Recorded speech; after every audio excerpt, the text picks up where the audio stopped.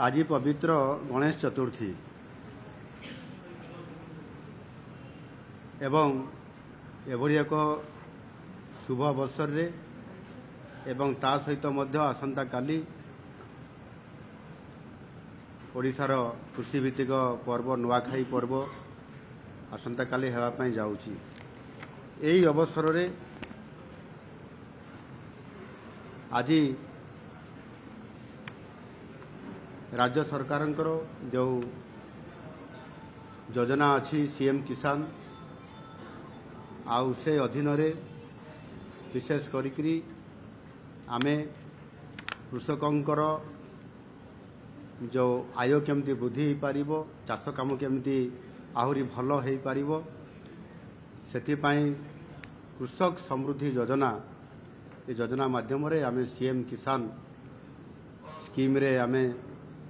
पाखापाखि 52,000 चाषी को आमे सीएम किसान योजना रे तृतीय किस्ती रे आज तांको 2,000 टंका लेखाएं आमे आर्थिक सहायता प्रदान करलु। 52 लाख रु अधिक चाषी को एवं ये तृतीय किस्ती भाव रे आमे 1,041 कोटी टंका डीबीटी जरिया रे आज आमे प्रदान करलु। यह निश्चित भाव रे चलित खरीफ जो चाष चली खरीफ ऋतु चाष चली ता सहित मध्य आगामी दिन जो रबी ऋतु आसीबो ता पाई मध्य प्रस्तुति हेबारे ये अर्थराशि सहायक हबो एवं विगत दिन में आम चाषी आय को वृद्धि करने जहाँ आप द्विगुणित कहते आम ताकू निश्चित भाव में चाषीर आय द्विगुण बढ़िया सहित बहुगुणित केमती हो पारिबो सेथिपाई चाष काम एवं जो आमर प्रोडक्शन होउची चाष धान ता उपरे आमे एमएसपी रे आमे वृद्धि करी 3100 टंका पर क्विंटाल रे देबा पई जो घोषणा करितलो ताहा द्वारा निश्चित भाव रे चाषी उपकृत होइछंती, लाभ पाइछंती। सेथिरे 92,73,000 मेट्रिक टन धान मध्य संग्रह हो पारिछि एवं चाषी इनपुट असिस्टेंट सहित पर क्विंटाल रे जो आमे तांको अधिक अर्थ 800 टंका पर क्विंटाल देवा एवं 3100 पर क्विंटाल देवा सहित कृषि कार्य को अधिक क्रियाशील करबा पई पीएम किसान एवं सीएम किसान ये दुईटी स्कीम रे आमे तांको वार्षिक 10,000 टंका आर्थिक सहायता प्रदान करूछु। सेही बेले भाव रे गोटे चाषी परिवार ही जेते बेले महिलाटीए सुभद्रा योजना रे अंतर्भुक्त हेउछि ताकू मध्य आमे वार्षिक 10,000 टंकार आर्थिक सहायता प्रदान करूछु। जदि एहाकू जदि आमे समुदाय आकार रे आमे कहा जिवो ताहले पाखापाखि चाषी गोटे वर्ष रे 58,000 टंका आजी ता परिवार को आर्थिक स्थिति बढ़िबारे ये गोटे बहुत बड़ आज आम सरकार तांको सहायता करिबार साहाय्य करिसंती एवं खाली सेतिकी नुह ता सहित मध्य आज जेभली भाव रे आमे केवल धान चाष उपर गुरुत्व न देई आगामी दिन रे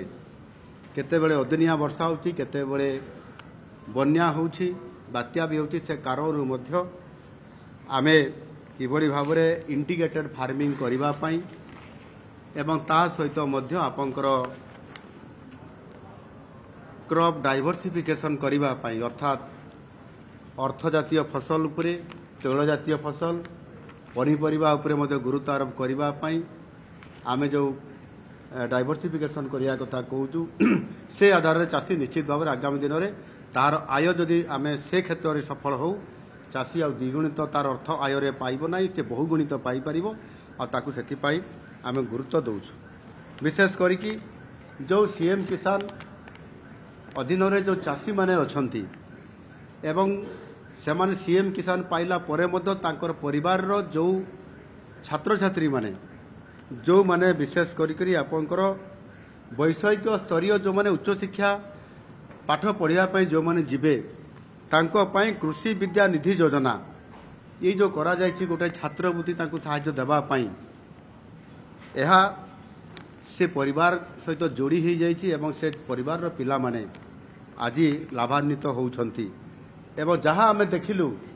ये छात्रवृत्ति जेभली भाव में देवार आपंकर कृषि विद्या निधि योजना माध्यम आम सरकार आसिला परे ता पूर्वरे जहाँ थिला आम सरकार आसिला परे आमे ताकू बहुगुणित करि पारिछु अर्थात 5 गुणा वृद्धि पाइछि एवं 13,923 जन सीएम किसान हिताधिकारी तांकर पिला माने छात्रवृत्तिर साहाय्य पाइकरी आज